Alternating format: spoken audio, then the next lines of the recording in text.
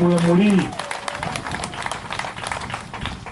tekiri accidento ate nga sinza asoose waliwo n'abalala abasookayo naye olwaleero omuntu oba asobola okugamba nti abanyarwanda mu Uganda si bannayuganda oyo ye tugenda kulwana naye.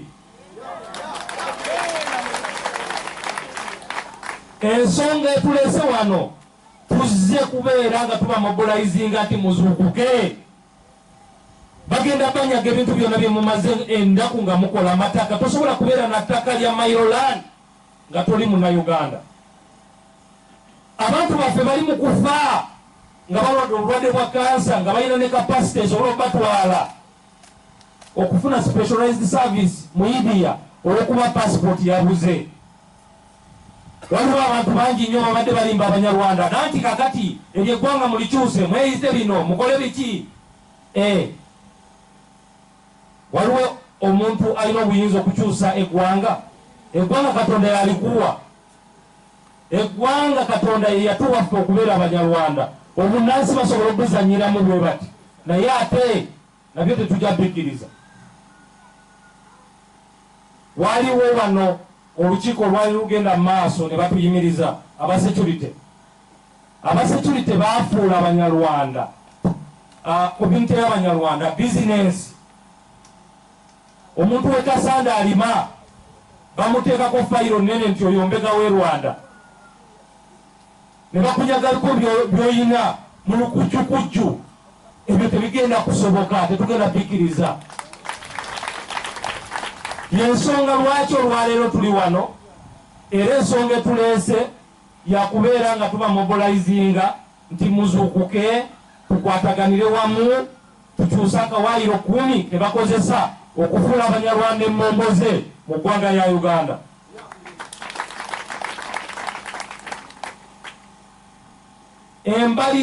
Embalirira ezaabeerawo zonna okuviira ddala mu 1910 1926 1930 1948 1962 nga bakola eggwanga lye bayita Uganda Republic.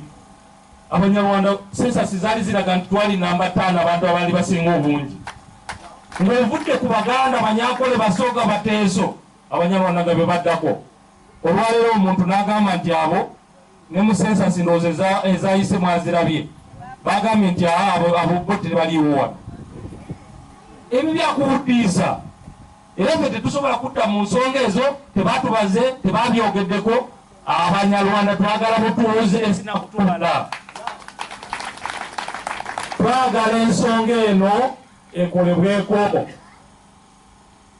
Abantu bangi nnyo babadde bakozesa eggwanga lyaffe okubeera nga basabirako emirimu nga bagezaako okutufuula ebyamaguzi.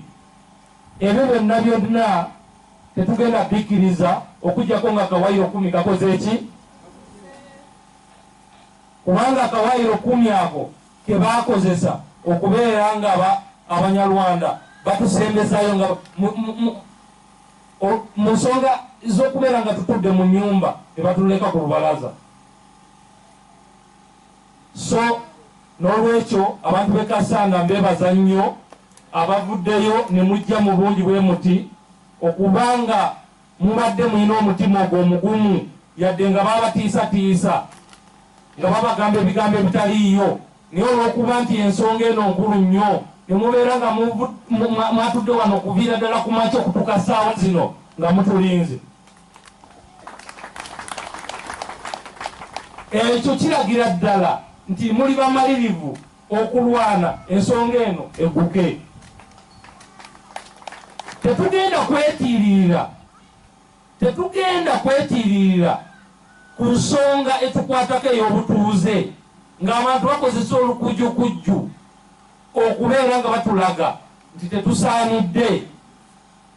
Uganda nsi mu nsi endala eziriwo waliwo amateeka mangi agafuga ensi. Uganda tesobola kubeera ng'eri separate.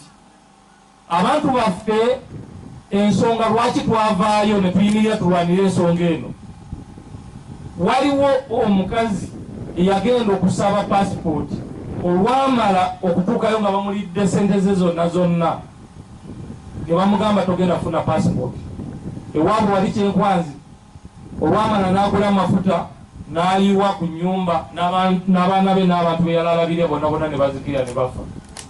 Kati ffe ng'Abanyarwanda abakulembeze tetusobola kulaba amatu baffe nga bafuuse hopeless ku level eyo ne tusirika buki olw'okuba tetwagala kunyiiza muntu bwe munayogera kino bajja balabwe omuntu bwe munayo eno ensonga bwe baba bawulira nti batwagala balina ogikolako.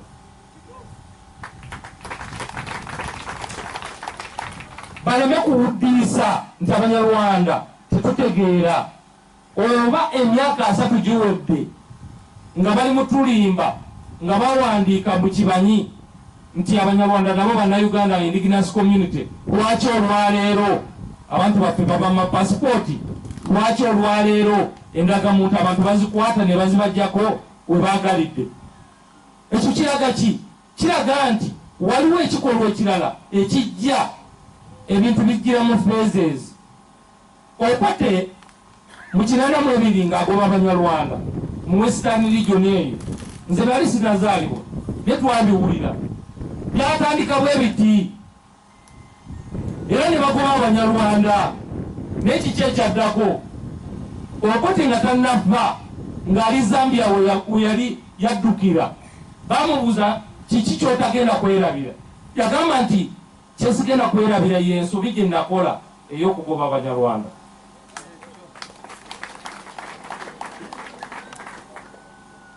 So n'olwekyo ne tugamba tuyinda okutambula ensonga eno ey'etteeka tunoonyereza ensonga lwaki Abanyarwanda bamama pasipoti endagamuntu we baba bayita ku boda ne bazibajjako tuginoonyereza okumala ebbanga ddene.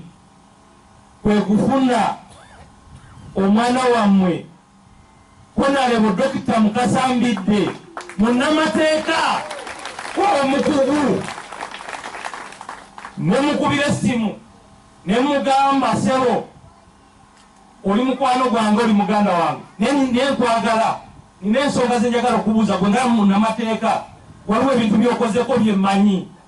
Ekisookera ddala wagenda mu East African Community nga oyise mu kooti ng'ate DP kyekibiina ekyali kirina ababaka abatono wakikola otya? Abanyarwanda lwaki batuma passport gwengana munnamateeka era munnabyabufuzi problem eriwa? Nagamba Simon yangosa ku Sheraton naye nabo mpulira olina obusungu bungi ne musaa ku Sheraton ne mugamba saagala bintu byo bya kugira njagala ombulira amazima. Nagamba ensonga lwaki Abanyarwanda babamu ebyo byonna byonna era ne babibajjako. Abanyarwanda babajja mu constitution mu 1995 ne mugamba sebo ono katemba gwotera okwogera oluzungu abantu abasinga lwe batawuliriza bulungi bijjeemu zino ensonga nkulu nnyo njagala ombulira amazima. Omukulu oyo nagamba sebo ensonga eno enkwatako kubanga nange ndi muki ndi Munyarwanda era n'okubuulira amazima olwedde nze ensonga eno nkakasiza nti ya Bwakatonda. Etteeka nalibaze dda erigenda okukyusa Kawayiro 10 era etteeka eryo njagala tuwulira Abanyarwanda tubanjulire kiki ekyetaagisa okukola babeere nga batuuze babeere Bannayuganda nga Bannayuganda abalala. Ne tuyita olukiiko Tabamiruka. Abanyarwanda tebatutenguwa era bwe twabayita we bannoonera ne bagamba nti oyo Simon tumumanyi musajja teyeetiririra ate ayogeza amazima yabeera akulembera olukiiko olwo olugenda okununula eggwanga lyaffe wano era bwe bannoonera nga kyeyamaani. Ensonga ezo bwe tuvaayo okuzikolako bannakigwanyizi ne batandika okubuuka ng'enseenene abamu ne bavaayo ne bagulawo ofiisi abalala ne bagaa tulonde ne balonda olw'okuba nti bo baagufuula mukutu ogw'okubeera nga bafunirako ssente ewa pulezidenti. Naye ffe twabaleka kubanga bw'obeera oyina kozi oba oyina ensonga entuufu ne Katonda abeera naawe netugamba tugenda kunyonyola abanyarwanda era twamobilizing abanyarwanda galumu Desemba abantu abajja abali baweranga 100 okuva mu nsonda ez'enjawulo netubanyonyola nti tutandise olutabaalo olw'okukyusa akawaayiro 10 era akawaayiro ako ensonga ezo Honorable Dr. Mukasambide n'azisoma n'azinyonyola abanyarwanda n'atubulira kiki ekyetaagisa. Tulina okufuna ebirowoozo, tulina okutuuka buli wantu, abanyarwanda balina okuyimirira mu bungi ne bagamba ensonga eno erina okukoma era tulina okufuna obutuuze bwaffe nga bwe twali bannayuganda okuva edda n'edda. Nga constitution ya 1962 bwe yabali recognizing nti bannayuganda tewali muntu yenna yenna alina buyinza okujjako obutuuze bwaffe. Nangamba kati tugenda kutalaaga ebitundu byonna ebirimu abanyarwanda nga tubanyonyola ensonga eno.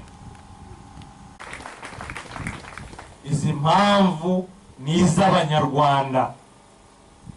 Tugomba guhagarara nk'abanyarwanda nta wundi muntu ugiye guharanira uburenganzira bwabo. Nimwege mugomba kubuharanira.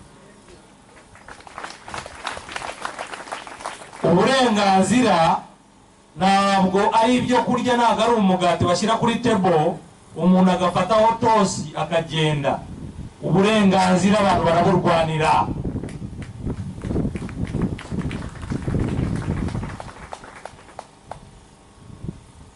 Hari igihe nari Kampala, actually hari umukobwa waje ashaka passport, yari uwahangaha sana,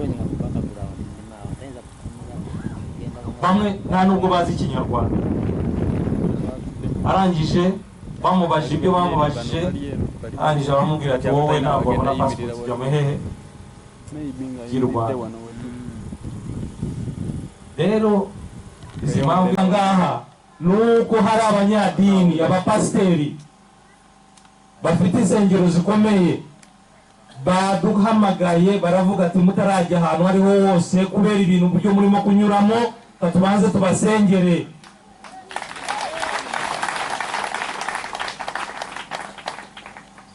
Mu by'ukuri twakabaye twageze kare, ariko bavuze yuko bagomba kudusengera fast. Turavuga ati badushyireho ibiganza byabo badusengere, noneho amasaha yo turi bugerere Cyakatebe turaza kugerayo. Mu rugamba umuntu nagataka inzara. Yes, mu rugamba ingamba zose z'abanyarwanda barwanye kwizirika imikandara.